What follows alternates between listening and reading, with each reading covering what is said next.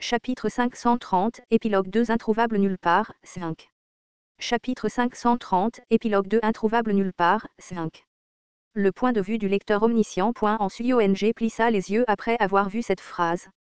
N'est-ce pas le nom de la compétence de Kim Dok-jia? Pourquoi une telle chose serait-elle gravée dans l'espace entre les lignes du monde? Les mots continuaient. C'était inévitable, pensais-je. Et la raison pour laquelle j'ai accepté les actions de ma mère devait aussi être celle-ci. La raison pour laquelle j'ai inexplicablement commencé à écrire un essai, la raison pour laquelle j'ai dû devenir le fils d'un meurtrier, ces mots se déplaçaient vers une certaine direction à une vitesse constante. Ces phrases s'étendaient couramment du passé vers le futur. C'est alors que Suyong a réalisé quelque chose.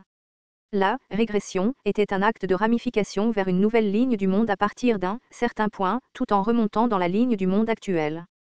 Alors, que se passerait-il s'il restait coincé dans ce type d'écart en remontant dans la ligne du monde? Si c'est vraiment ce qui s'est passé, alors ce moment où de telles phrases pouvaient être lues devait être. Et, Yu Jung-byuk. Ceci. Lorsqu'elle se retourna, elle réalisa que Yu Jung-byuk regardait aussi, autre chose. Boum, boum boum. Le champ de neige gronda. Quelqu'un frappait sur l'écart des lignes du monde dans lesquelles ils étaient coincés. Crachez là. J'ai dit, crache là, maintenant. Kim Dok-jia pleurait. Cette situation, est-ce possible? J'ai commencé à frapper follement sur le mur. J'étais envahi par la chair de poule. Penser que tout deviendrait des histoires. Penser que chaque action que nous entreprenions et chaque mot que nous prononcions deviendrait des scénarios et se transformerait en phrases au-dessus du mur. Tais-toi. C'est ce que je ressens. Elle ne pouvait pas voir son visage. Mais Suyong pouvait le dire rien qu'en lisant ces phrases. Kim Dok-jia était responsable de ces mots. Kim Dok-jia se battait quelque part, dans le passé du troisième tour des voies de survie. Kim Dok-jia voulait savoir. Que devrait-il faire? Que devrait-il faire pour briser ce mur? Serait-ce le prix à payer pour lire les voies de survie? Est-ce que ma propre réalité est devenue un roman parce que j'ai lu ce roman? Suyong a lu ces phrases, elle en a été sûre. C'était à l'époque du Château Noir, a déclaré Suyong. Le Château Noir. Cet événement s'est produit juste après que Kim Dok-jia se soit battu contre le dévoreur du rêve. Il m'en a parlé il y a quelque temps.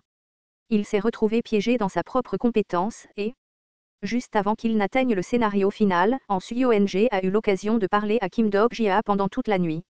C'était pour discuter de leurs plans pour l'avenir, mais aussi pour parler des problèmes du passé.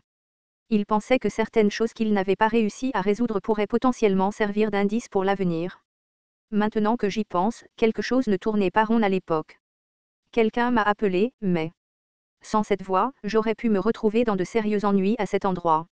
Et, Kim Dok-jia. Suyong, arrête de perdre ton temps. Ce n'est rien de plus que de l'histoire enregistrée. Le trou doit exister en tant que trou. Ce n'est qu'alors que le reste n'existerait pas en tant que trou.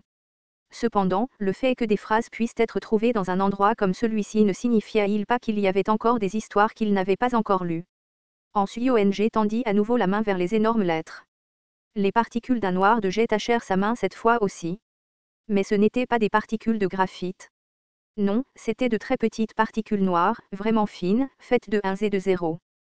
Suyong saisit le mot encore plus fort qu'avant. Si c'était l'histoire enregistrée, alors ne pouvait-il pas être possible de changer les enregistrements, d'une manière ou d'une autre?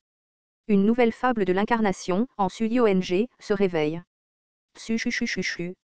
Une incroyable pluie d'étincelles explosa et commença à attaquer tout son corps. C'était comme si chaque phrase existant dans le monde la regardait fixement. Yu Jung-byuk s'écria. Espèce d'idiot. N'est-ce pas le fable, spécialiste de la révision, a commencé son récit. Chu. Et réveille-toi, bon sang. Lorsqu'elle saisit la phrase, la vie qu'elle contenait lui fut transmise. C'était la vie de Kim Dok-jia. Sa vie, vécue dans le but d'écrire cette phrase sur le mur final. Suyong cria à Kim Dok-jia qui luttait actuellement contre le quatrième mur. C'est ton talent. Ne te laisse pas engloutir par ton propre talent. Comme si elle essayait de réviser la phrase enregistrée, elle saisit l'intégralité de cette phrase et la secoua, fort. Peut-être qu'elle avait tort sur ce point. Kim Dok-jia pourrait être capable de traverser ce danger tout seul, et sa voix pourrait ne jamais l'atteindre. Même dans ce cas, Suyong a quand même laissé sa propre phrase sur le mur. Chu, parce que, peut-être, juste peut-être, quelqu'un au-delà du mur pourrait l'entendre. Suyong, la régression recommence. Tais-toi. Et, toi aussi. Dépêche-toi et dis quelque chose. Les silhouettes de Han Suyong et de Yu Jung-hyuk ont commencé à se disperser à nouveau sous les rayons lumineux. Avant de disparaître complètement, cependant, Yu Jung-hyuk, les sourcils froncés, a dit quelque chose. Annule ta compétence, Kim Dok-jia. Astérisque U100A cligna des yeux, hébété. De faibles rayons de lumière l'entouraient. Un moniteur devant semblait osciller de manière instable. Il affichait actuellement les dossiers personnels qu'elle parcourait à l'instant. Ah! Cela ne lui semblait pas réel. Elle cligna des yeux à nouveau et sentit les sensations captées par son corps faible et frêle. C'était le corps d'une incarnation, libérée des bénédictions du système qui avait également perdu les pouvoirs des compétences et des stigmates. C'étaient les sensations d'un être humain. Elle était vraiment revenue. Les choses qu'elle devait faire lui vinrent à l'esprit une par une. D'abord, confirmer le point de départ de sa régression. Tenter de communiquer avec les autres compagnons via les lignes de contact d'urgence. Et puis, elle se leva soudainement de son siège, provoquant de nombreux regards sur son prochain. Elle se rappela de vieux noms familiers un par un. Comme l'adjoint Kim Min-ho, le chef de section Jang Geun-yong et... Ah, alors que penses-tu de l'équipe des RH? Sans ASSI, tu aimes ça ici. L'homme qui marchait vers elle avec une attitude un peu comme s'il voulait se battre avec elle, c'était le directeur exécutif Kang Yo-en-jeong. Et la personne qui le suivait Sir Volmont, le chef du département des finances, en Maye-o-ngo. Ce dernier, lisant prudemment l'atmosphère jusque-là, lui sourit d'un air penaud. Il n'était pas le, en Maye-o-ngo, qu'elle avait appris à connaître au cours des 4 dernières années. Celui qu'elle connaissait n'avait pas franchi le pas de cette régression, après tout. Yu-san ASSI, la vente que tu as faite cette fois-ci était vraiment comment?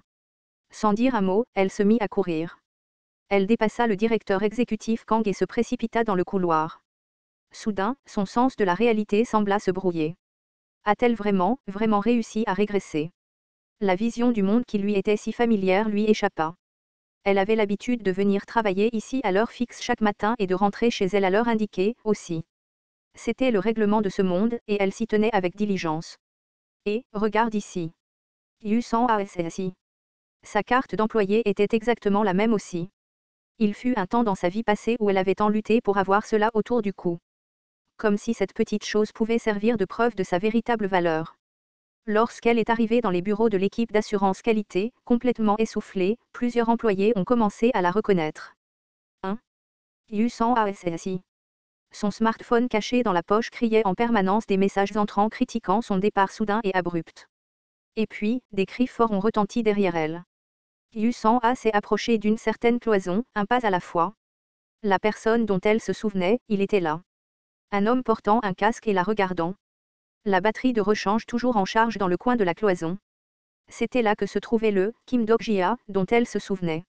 Kim Dok-jia, avant que les scénarios ne commencent. Sans s'en rendre compte, elle tendit la main et saisit ses 2 joues. Les yeux de Kim Dok-jia étaient vraiment grands ouverts. Les gens autour, surpris par ces actions soudaines, commencèrent à murmurer entre eux.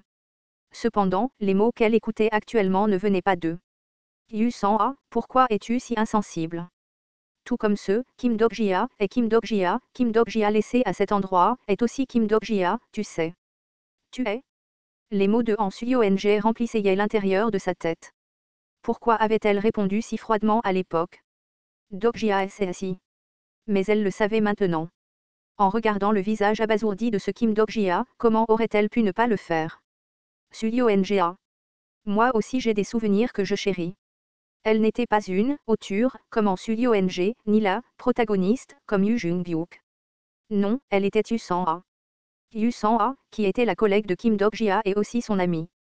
Sans aucune raison, des larmes montèrent au ciel pour obscurcir sa vision, mais elle réussit quand même à sourire brillamment. Elle est revenue ici afin de protéger ce Kim Dok-jia. Les lèvres de Kim Dok-jia se soulevèrent de haut en bas.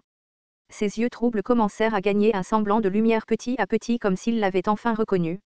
Et lorsqu'elle vit les faibles étincelles danser dans ses yeux, Yu-san A ouvrit la bouche. Allons chercher l'histoire que tu as oubliée. Astérisque Yu-san A conduisit Kim Dok-jia et quitta immédiatement le bâtiment de l'entreprise. Juste pour être sûre, elle n'oublia pas de crier aux autres aussi, alors qu'ils se précipitaient dans les couloirs. Il n'est pas trop tard maintenant, alors s'il vous plaît, quittez le bureau et essayez d'attraper une sauterelle, au moins. Le duo atteignit la station Guangguamin, et la toute première à y arriver, Jong Hui-won, les salua.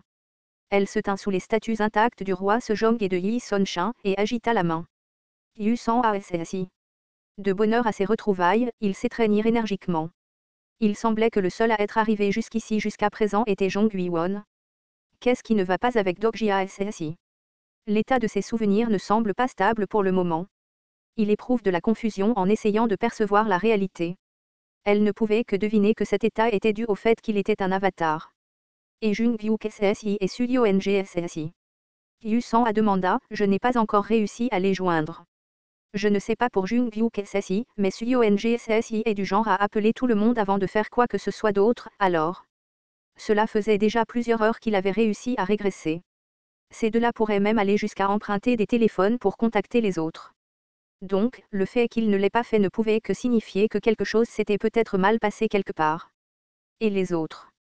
Jilyo NGE est actuellement à la campagne, tandis que Yusung et JHYE ont dit qu'elle pourrait être un peu en retard pour arriver ici. Quant à Yon CONG SSI. Haleté. Haleté. Huiwon SSI. San ASSI.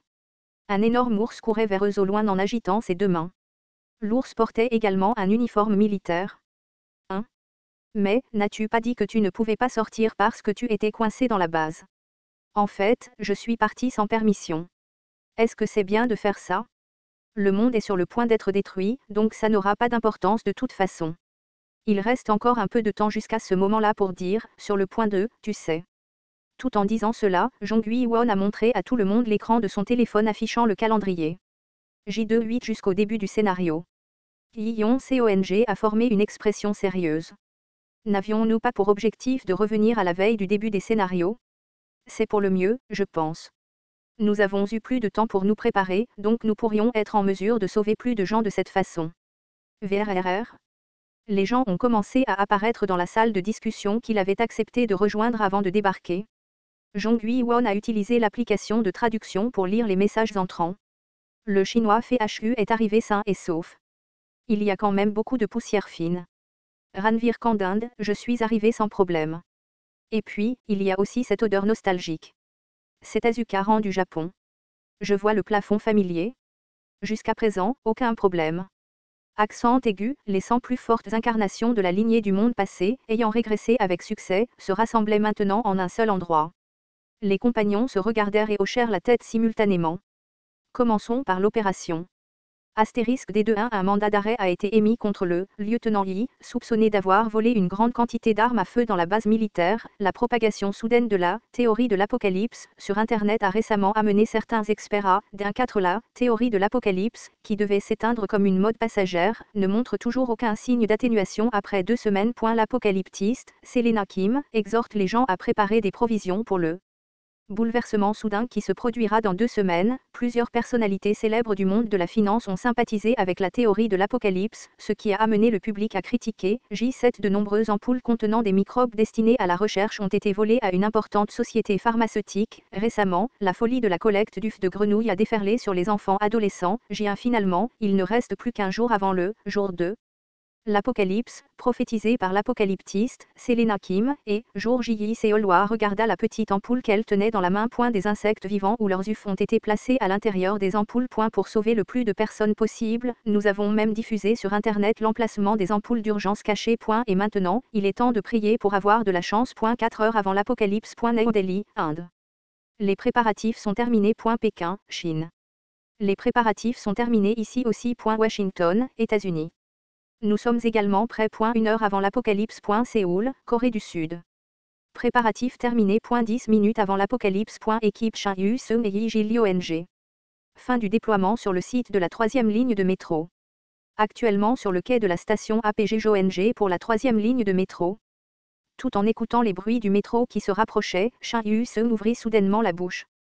Ça va marcher, n'est-ce pas? Bien sûr. Combien d'œufs de grenouille as-tu sur toi?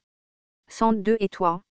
524, Shin Yu-seung fronça les sourcils et regarda la bouteille en paix de Yi-Jil-Yong. Et, toi? Si tu en gardes autant pour toi, qu'en est-il des autres? Arg, ils portent tous des ampoules avec eux, donc tout ira bien. Si je veux devenir plus fort que ce salaud de suie, je dois commencer vraiment riche cette fois-ci.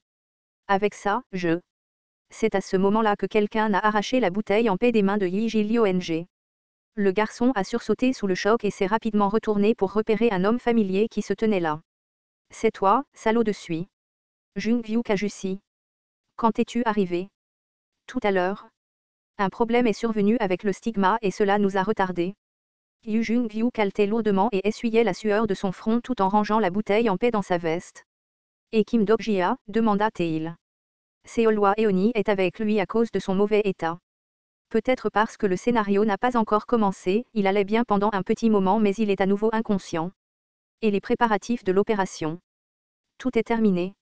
Plutôt que de commencer une longue explication, Shin Yu-seung a simplement remis un smartphone de rechange à Yu Jung-byuk. Pendant ce temps, Yi Jil-yong en grognant a sorti une autre bouteille en paix. Rumph. Je savais que tu volerais la mienne, alors j'en ai préparé une autre plus tôt. 18h55 un autre métro s'approchait d'eux au loin. Tous les trois montèrent à bord du train. Ce métro de la 3e ligne sentait exactement la même chose qu'avant. Une vue paisible de personnes ne s'inquiétant de l'apocalypse imminente se déroulait devant leurs yeux. Tout en regardant l'obscurité du tunnel défiler devant eux, Yi Jil-yong marmonna brusquement pour lui-même. Au fait, les scénarios vont-ils vraiment commencer? Avec une expression légèrement incertaine, il jeta un coup d'œil furtif dans la direction de Yu Jung-byuk. Au cours des 28 derniers jours, le garçon s'était préparé à l'apocalypse plus durement que quiconque.